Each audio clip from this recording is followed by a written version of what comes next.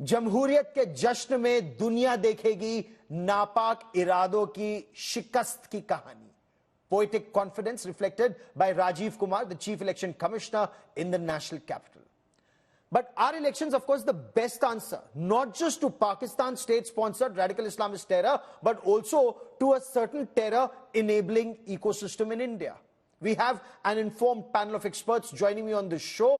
Let me begin by introducing Lieutenant General Syed Atta Hasnain, former Kashmir Corps commander, someone who served extensively on either side of the Pir Panjal. Dr. S.Y. Qureshi is former Chief Election Commissioner of India, and Ifra Jan is the spokesperson and national social media head of the National Conference. Welcome on this special broadcast. General Hasnain, may I begin by asking you, is the environment conducive for elections in Jammu and Kashmir, given the current situation, especially south of Pir Panjal? See, Gaurav, first of all, thank you very much for this, for inviting me for this show. I would say absolutely. We have seen much, much worse, but I'm not comparing it to worse and good or something like that. The situation is absolutely conducive. You see the Kashmir Valley at the moment, and you see the Jammu region also. Most people who are arguing to say that there is a law and order problem, there's a public order problem, or there's a hybrid war problem, must look at the map of Jammu and Kashmir and must realize where is this problem. It is nowhere in any of the urban centers. It is not in Anantnag, Baramulla, Shupia or Pulwama. It is not in the other side, inside Rajouri or Poonch. It is on the Pir Panjal. It is in the area of the forest, the forested tracts out there. Okay. None of this is going to affect us. The army, the security forces have got these people all bottled up there. I agree, we have suffered some losses in the recent past, but that does not prevent us from ensuring that our urban centers are completely secure. We can go ahead. The most important lesson from this, the message which is going on, is that India continues to cement its control over Jammu and Kashmir. A successful assembly election, which is a bread and butter election, even beyond the Lok Sabha election. This kind of an election actually conveys the message that the people of Jammu and Kashmir are with us and want to be a part of us. Fair enough, sir. Dr. Qureshi, three-phase elections, do they indicate confidence of the administration of the state? Signals the confidence of ballot over bullet and boycott? Yes, definitely. I was very happy when I heard the press conference. Three-phase election surely indicates that the law and order the situation is quite under control, as the government has been claiming for the last few months. And this is a proof. A short election, in any case, is always a good idea. And time has come when multi-phase election, seven-phase, six-phase election, we should leave behind, because it is proving to be counterproductive now. Because the whole idea of a multi-phase election was that forces which were made available to us, the paramilitary, was limited. And we had to circulate the same force again and again from phase to phase. Now, forces take 4 or 5 days to reach the next phase. The gundas and criminals reach there in 6, 7, 8 hours. So, and in the social media age, when the hate the speech is spread like wildfire, it is better to finish the election as quickly as possible. And this is a very good initiative, which I appreciate. Okay. Ifra Jan, your take on it. We heard both General Hasnain and Dr. Qureshi, your take on it as the spokesperson of the National Conference, because elections have been held both for the parliament and at grassroots level, panchayat and block level. This is a very important, as General Hasnain puts it, the bread and butter tier elections for the another tier, which is assembly. 3 phases, okay, or too little time to campaign, Ifra? You see, first of all, I would like to congratulate the petitioners in the 370 case who had gone to the Supreme Court of India. It's only after their petition was heard, and it's only because of the order that of Supreme Court of India that ensured that before 30th September, elections must be held. So I would like to congratulate those petitioners, including the National Conference, and our former MPs who were the lead petitioners in that case. That is the first thing. The second thing, Gaurav Sahab, is what essentially is an election. What do you mean by an election? What we mean by an election is that the people effectively govern themselves through their elected representatives. This is the crudest definition. Are, however, people going to govern themselves? If we look at the recent amendments in Jammu and Kashmir Reorganization Act, whatever little power was left with them in a union territory, even that power was taken away. So unless and until a statehood is fully restored, the process of election, the meaning of election, you may not necessarily say that people are necessarily governing themselves if they don't have the power to do that through the laws. If you tweak the laws in a way that they're not able to do that. And before we started the show, we were talking about apprehensions that we may have. I would just like to say two apprehensions that the National Conference has. Today, the Election Commission press conference began at around 3 p.m.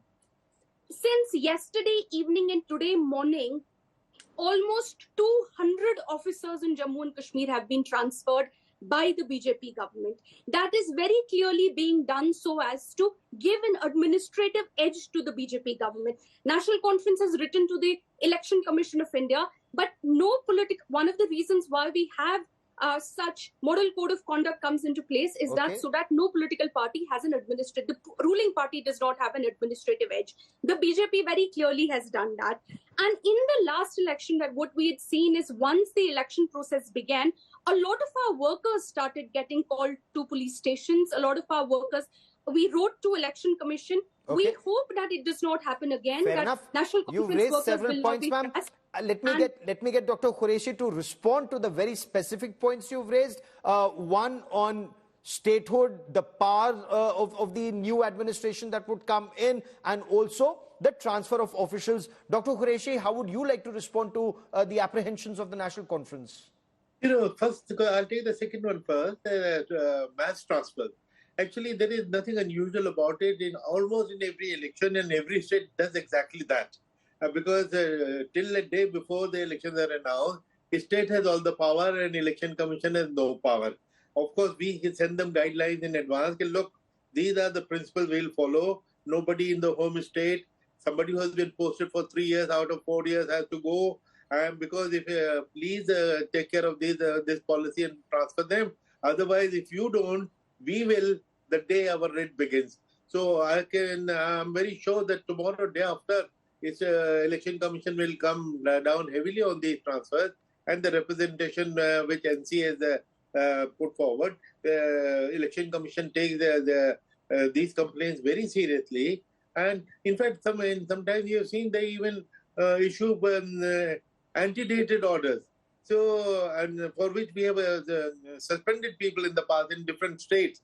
So this is nothing abnormal, and there's a treatment for this, and which will be done within a couple of days. That I'm sure about. Secondly, statehood. I'm very positive that that is the next step and not very far away.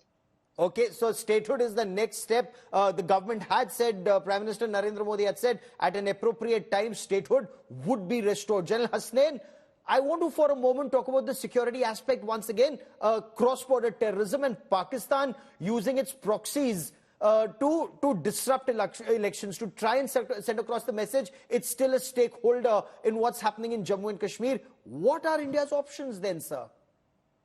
See, Gaurav, there's no doubt that time is running out for Pakistan.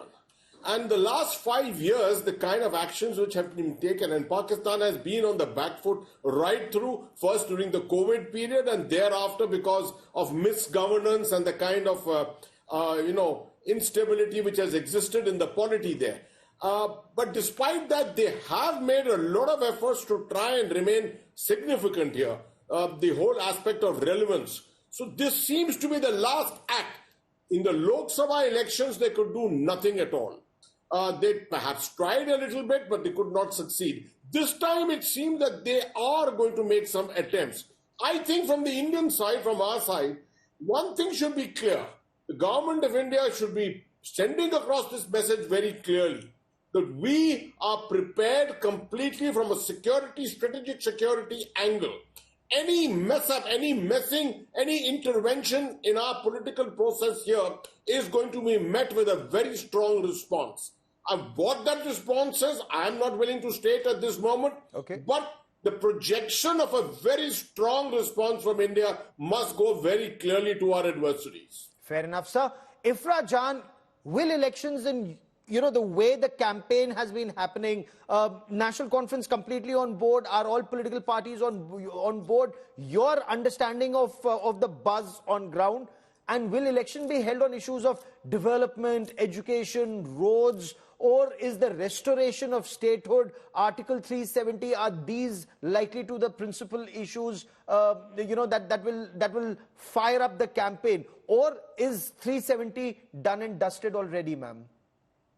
You see, we do not see these two issues as separate. We do not believe that there is a very clear line between development and Article 370. We believe that because we had Article 370, because of which we were, Jammu and Kashmir National Conference passed acts like land to the tiller and many others. And that is the reason why Jammu and Kashmir continues to see a better HDI, a state HDI, compared to other states. For example, if you look at the development, we believe that development, when in National Conference's tenure, or if you look at the tenure before 370, okay, it was people-centric. If we had 1,000 crores, we would rather build a bridge rather than paint the roads for propaganda that the BJP has been doing. So there is no such clear line between development and 370 and restoration of statehood. These are all issues are connected.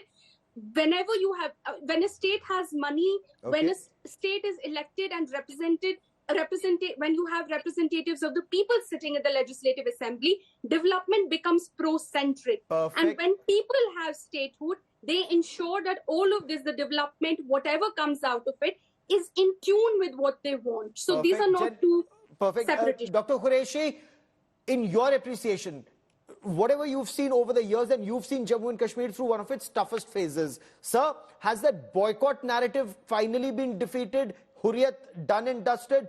Bullets yet to be silenced? Will the ballot this time silence the bullet and the naysayers, in your appreciation, sir? Gaurav, we had a very interesting experience in 2008. We were expecting dream elections when suddenly Amarnath Yatra was attacked. Yes.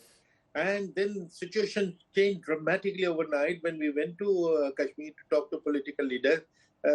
Omar Abdullah, Mahbooba Mufti, and everybody says, please postpone the election because there will be bloodshed. People are throwing stones at us. And then the commission came back and we had a discussion. And for the first time, let me admit that the commission was split into 2-1. One opinion was that we should postpone the election. And the other opinion, which I held, that postponing will be falling into the hands of the militants. That is exactly what they want. And what is the guarantee that after 3 months, 4 months, situation will improve? It will even get worse. Therefore, the best way to restore democracy is to have elections, because we gauge the mood of the people. They have their grievances, they have their problems. They want their representatives to solve those problems, their MLAs, their MPs, Panchayat members. So the best antidote to militancy and terrorism is election and democracy.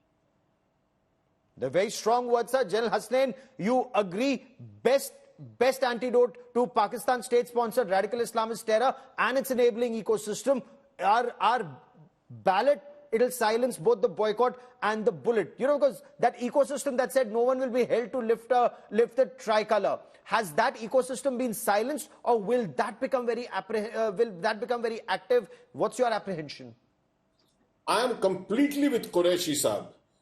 2008, when he was the Chief Election Commissioner, I was the GOC at Baramulla. And I remember the same issue had come up, that the Amarnath Shrine Board agitation had virtually sounded the death knell of the elections that year. But despite that, the Election Commission went ahead and did it, and you found the streets were absolutely abounding with people coming out. We had a very good election, particularly in the hill areas, the mountain areas, near the line of control, comparatively lesser in the areas of Sopore and Baramulla and places like that. Today, I expect that there will be an across-the-board enthusiasm which should be there prevalent all along the valley floor. And that will sound the death knell of all separatism, all aspects of other alternative narratives which we hear about, which you have been talking about just now. Fair enough. We will continue to track this story and these elections very, very closely. To all my guests, many, many thanks for joining me here on India Today. Elections in Jammu and Kashmir will be that final nail in the coffin of Pakistan's state-sponsored radical Islamist terror.